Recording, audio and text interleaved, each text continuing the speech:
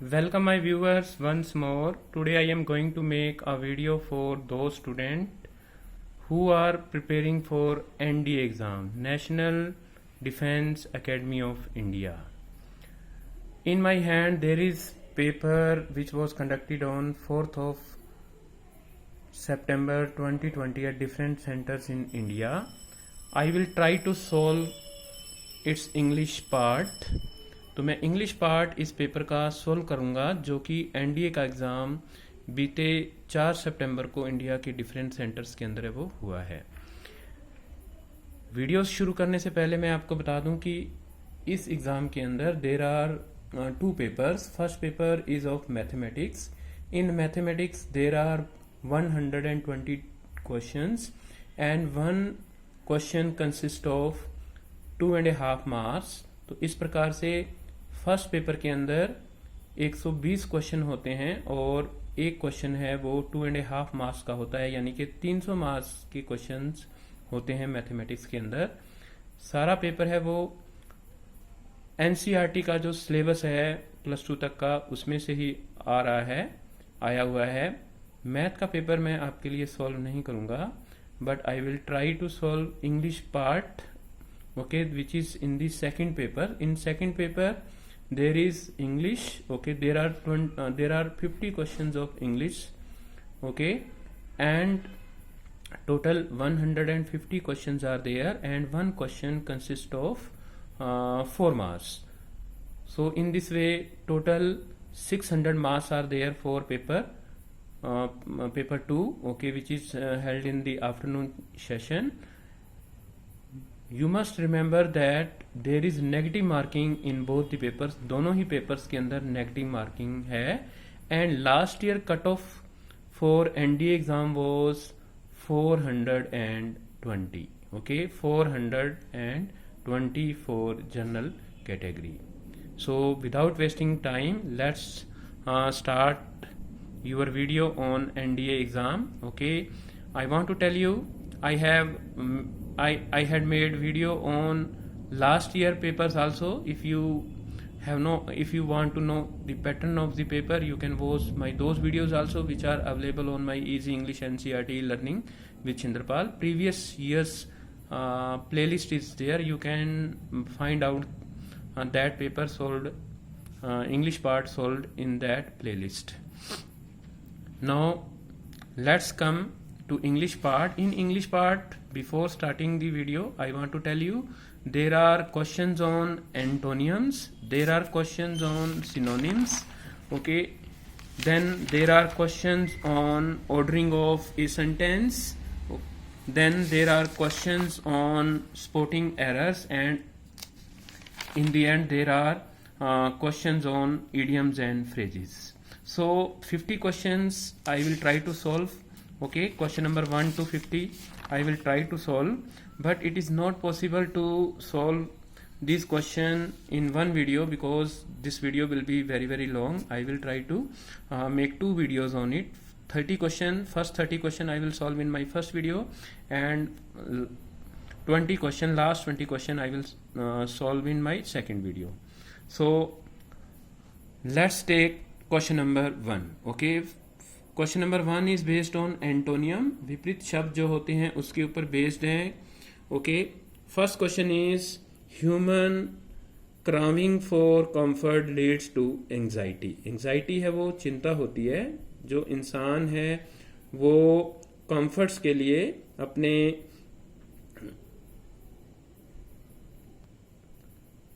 अपने सुखों के लिए प्रयास करता है और वो चिंता, ठीक है, वो उसकी चिंता को बढ़ाता है। तो here you have to tell craving, okay, opposite of craving. First option is like, second is dislike, third is discomfort and D is complacency, okay, complacency. Now craving means liking for something, okay, liking for और desire और longing for something, किसी चीज की इच्छा करना होता है।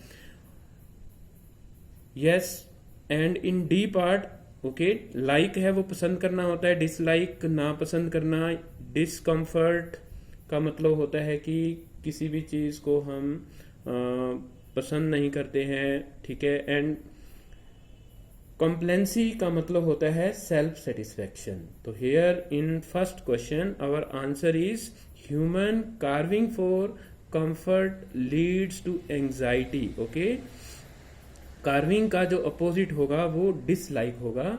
Here B is the right answer. Now question number 2, his writings on the subject are obscure. Okay, obscure word है वो डिफिकल्टी के लिए आता है।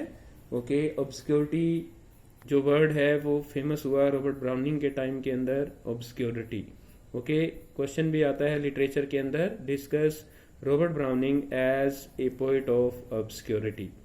ओके, ऑप्शंस में दिया हुआ है murky, second vague, third obvious and D uncertain. Okay, uncertain.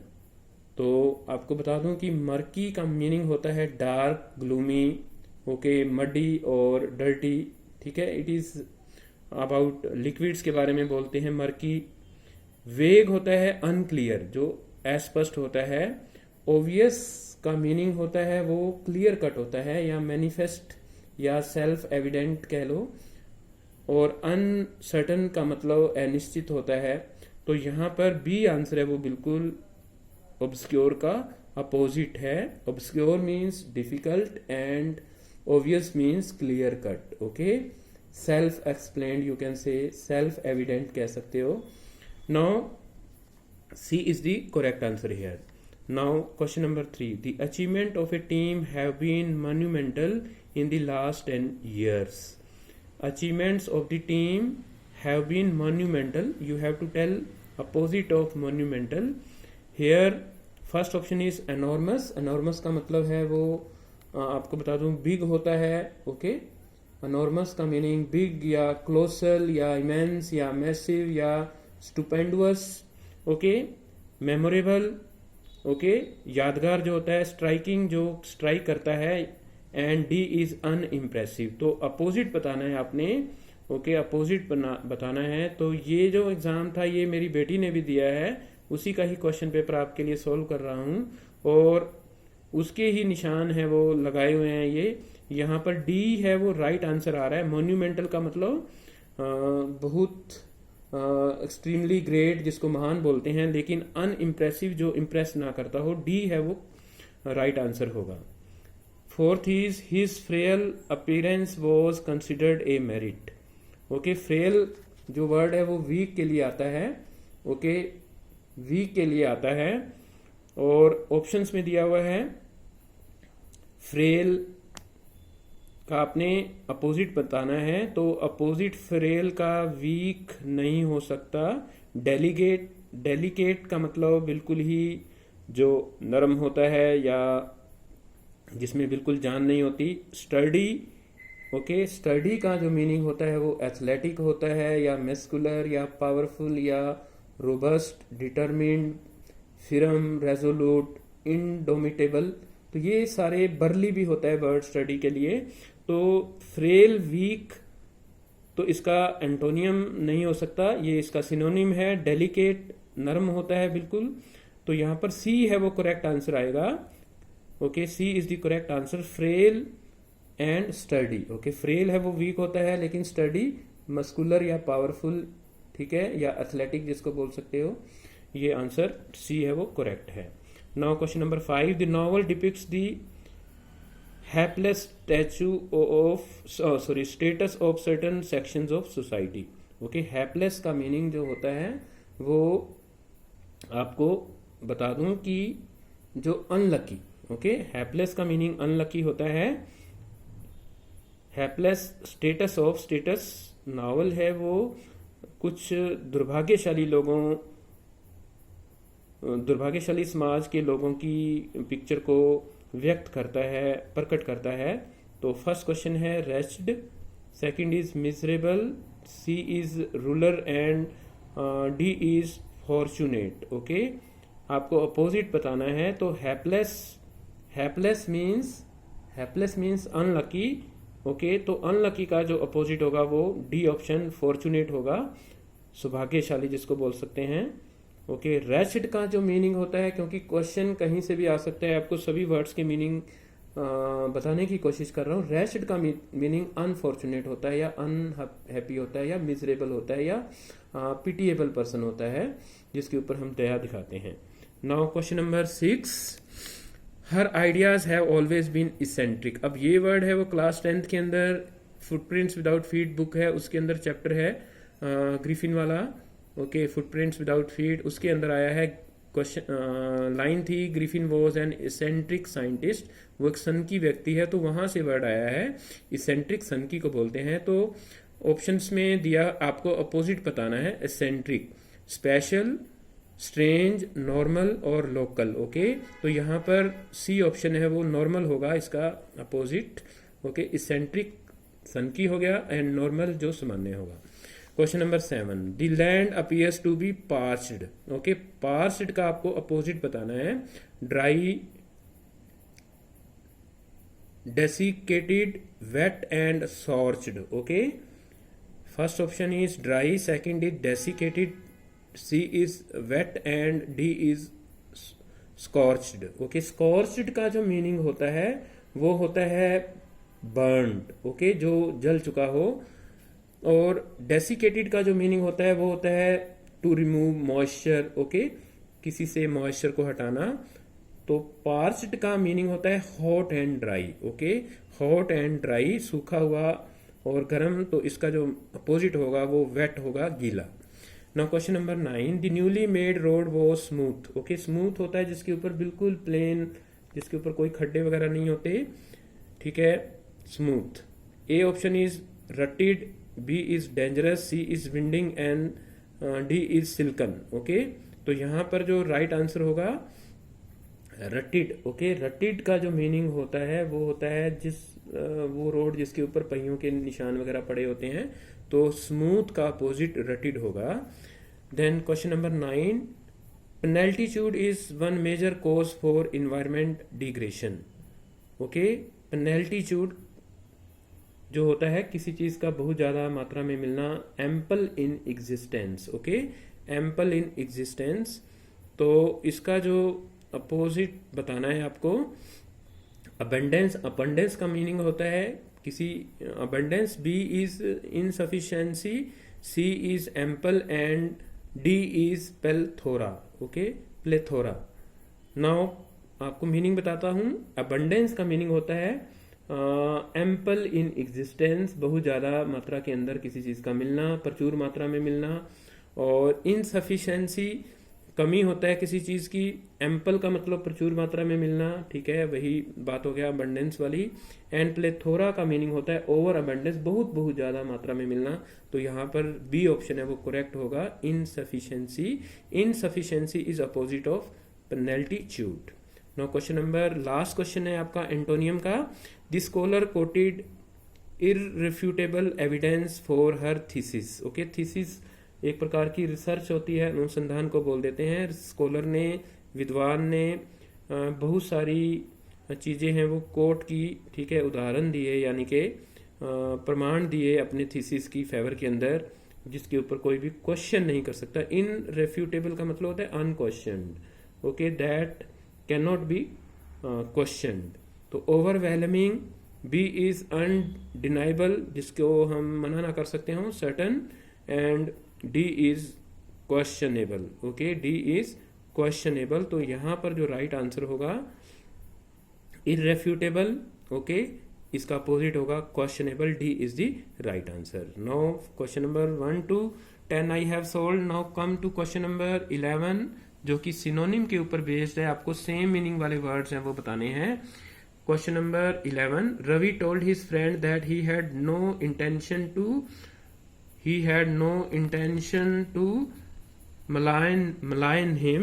Okay, Ravi ने अपने फ्रेंड को कहा कि उसकी कोई भी इंटेंशन नहीं है कि वो अपने फ्रेंड के बारे में कुछ बुरा कह सके।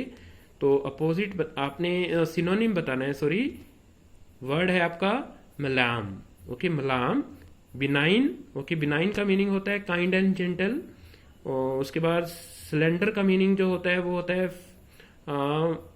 False damaging utterance about a person, किसी व्यक्ति के बारे में कोई भी गलत बात बोलना जो कि उसको मतलब नुकसान पहुंचाती है। प्रेज एंड ग्रीट, ग्रीट नमस्कार करना होता है, प्रेज प्रशंसा होती है। तो मलाम का जो सिनोनिम होगा वो प्रेज होगा, मलाम का जो सिनोनिम होगा ओके वो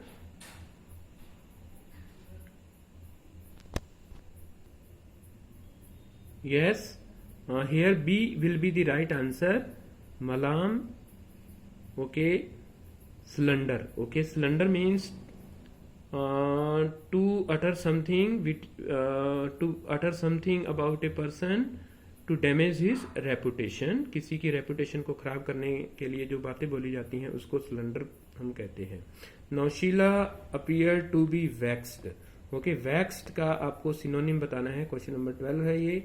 क्लियर, काम, डिसप्लीज्ड एंड अनकॉम्प्लिकेटेड। ओके, अनकॉम्प्लिकेटेड जो कॉम्प्लिकेटेड नहीं होगा, तो यहाँ पर वेक्स्ड का जो मीनिंग होता है वो होता है जो हमें इरिटेट करता है या जो हमें अपसेट करता है, जो या हमें अनॉयड करता है, ठीक है, या फिर जो हमें चिंता देता है, वरीड करता है।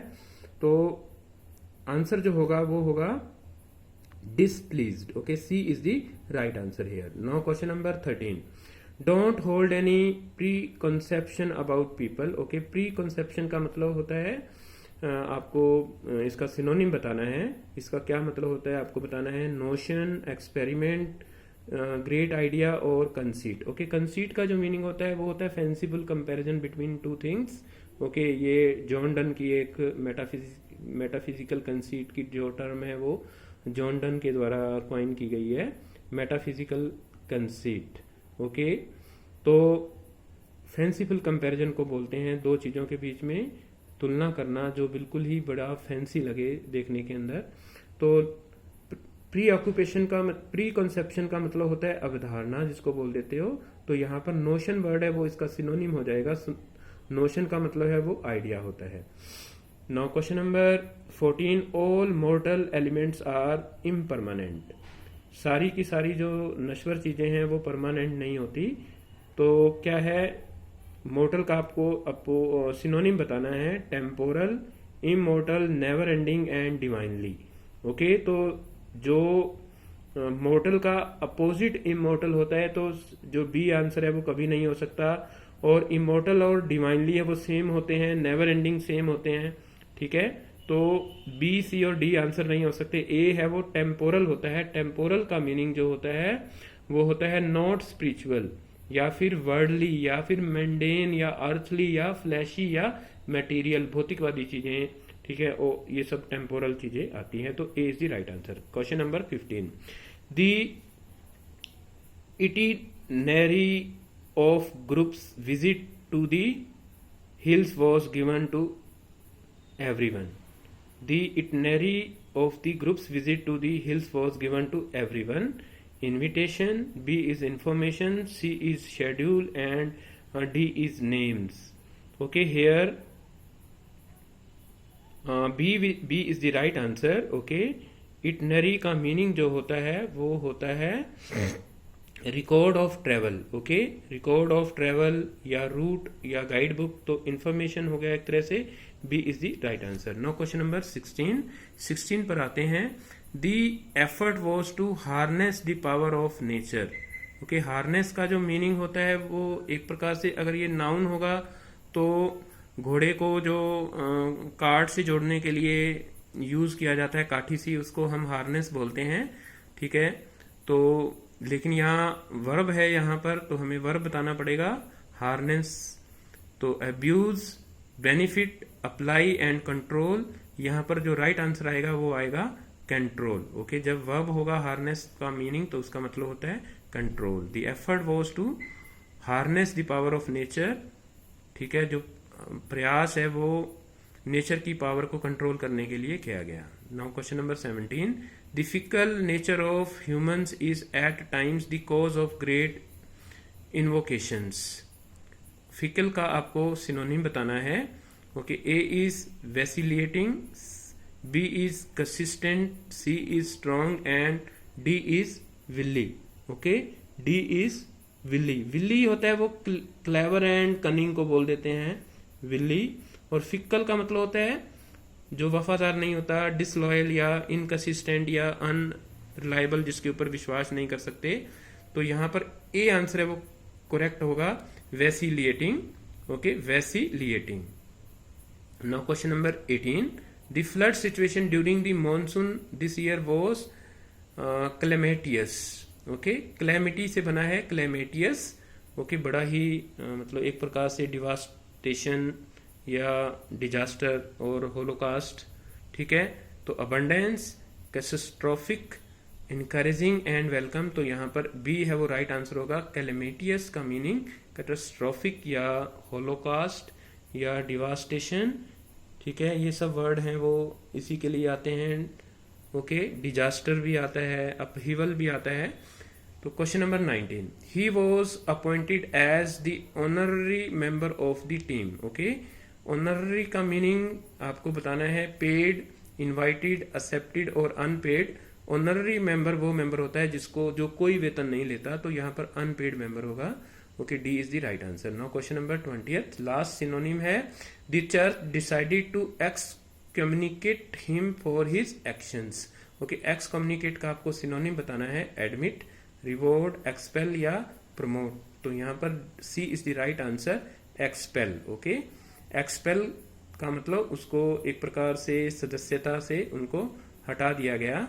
The church decided to excommunicate him for his action, expel कर दिया उसको। नाउ ये वोकेबलरी बेस्ड क्वेश्चन थे। आगे आते हैं हम ordering of word in a sentence. आपको क्या है कि वर्ड कुछ वर्ड्स एंड फ्रेजेस दिए हुए हैं, उनको आपको ऑर्डर में लगाना है। ठीक है, क्या है 21 question, to be successful, what is it, as a human, have you ever considered. Okay, तो इसमें 4 ऑप्शन दिए हुए हैं, तो मैं आपको सेंटेंस है वो पढ़ के बताता हूं क्या सेंटेंस है वो राइट आंसर आएगा। Have you ever considered. Okay, have you ever considered, what is it to be successful as a human being. Okay, A is the right answer here. Have you ever considered what is it to be successful as a human being? क्या आपने कभी सोचा है कि इंसान को successful होने के लिए क्या करना होता है। Now question number 22, there is in all instance a single, P है ये, Q है surrender to the idea that, R है authoritative truth to be discovered and defended, and S दिया हुआ है many people today are willing to. तो ये जो सेंटेंस है वो S से बनेगा, many people today are willing to, okay, willing to surrender to the idea that there is in all instance a single authoritative truth to be discovered and defended. Okay, जो D option है वो correct दिया हुआ है, many people today are willing to surrender to the idea that there is in all instances a single authoritative truth to be discovered and defended.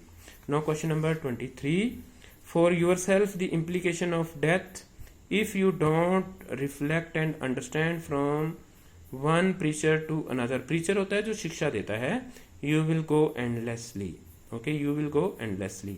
तो यहाँ पर B answer है वो करेक्ट है, if you don't reflect and understand, अगर तुम कोई भी चिंतन नहीं करते हो और समझने की कोशिश नहीं करते हो। ओके, फॉर यूर सेल्फ, खुद, द इम्प्लीकेशन ऑफ डेथ की, डेथ का क्या अभिप्राय है, you will go endlessly from one preacher to another. तो तुम है वो एक मतलब एक संत से, एक शिक्षा देने वाले संत से दूसरे शिक्षा देने वाले संत के पास है वो भागते रहोगे। Question number 24,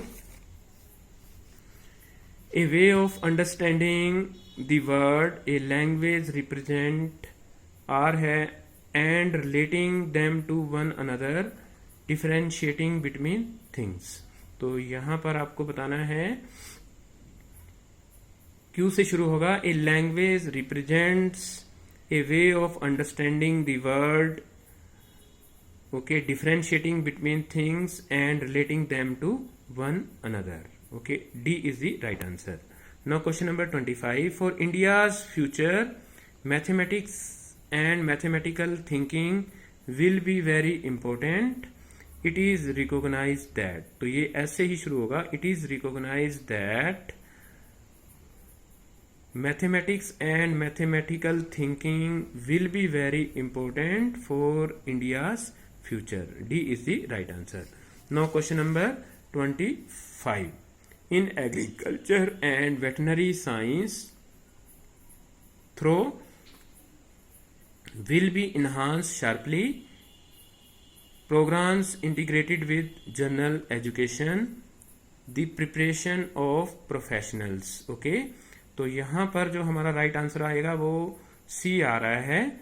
okay, C, the preparation of professionals, okay, in agriculture and veterinary science through, okay, through programs integrated with general education will be enhanced sharply. Okay, now question number 27, and should shift the way are certainly very important we think about politics, the issue raised by feminist and multiculturalist. Okay, multiculturalist वो होते हैं जो अलग अलग cultures के अंदर विश्वास रखते हैं, और फेमिनिस्ट वो होते हैं जो विमेन राइटिंग्स का अध्ययन करते हैं। ओके, नारीवाद के ऊपर है ये, फेमिनिस्ट जो नारीवाद का विश्लेषण करता है।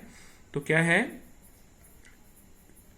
ये बनेगा आपका, the issue raise by feminist and multiculturalist are certainly very important and should shift the way we think about politics. Now question number 28 की तरफ आते हैं। By which the genetic material of a plant is altered. Okay, altered का meaning change होता है, pest and enhance its nutritional value, perhaps to make it more resistant to generic modification in the science. तो ये आपका जो sentence है वो शुरू होगा,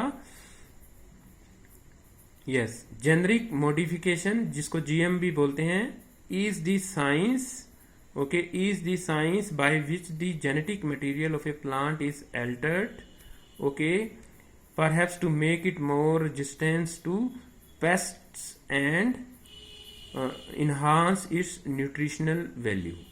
Okay, now question number 29 की तरफ आते हैं। A very wider array of perspective, the editor of the present work, the history of social reform forum from argue the need to understand. Okay, तो ये आंसर है वो क्यू से बन रहा है आपका, the editor of the present work argue the need to understand the history of social reforms from a much wider array of perspective. और लास्ट आपका जो क्वेश्चन है जो आज के लिए मैं आपको सोल्व कर रहा हूं, बाकी जो पार्ट हैं वो हम नेक्स्ट वीडियो में सोल्व करेंगे। For which she fought till the end, a campaign of women's right, Pandita Ramabai was truly remarkable, a pioneer in women's education and। तो ये जो आपका सेंटेंस है वो आर से स्टार्ट होगा। ओके, आर से स्टार्ट होगा। Pandita Ramabai was truly remarkable, okay, remarkable as a pioneer in women education and as a chairman of women's right for which she fought till the and.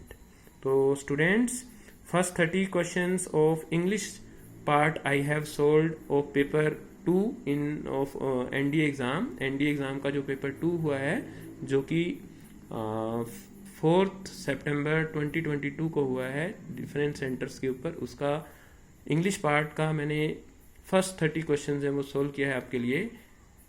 बाकी बचे हुए 20 question हैं वो solve करूंगा मैं नेक्स्ट वीडियो में, क्योंकि वीडियो है वो ऑलरेडी हाफ आवर के आसपास की हो चुकी है। Okay, I hope that my answers will help you okay in calculating your mass. Okay, it will help you in future also. If you like my video, share it with your friends. Thank you very much for watching my video. Tomorrow I will just make next video also. Thanks for watching my video and have a nice day.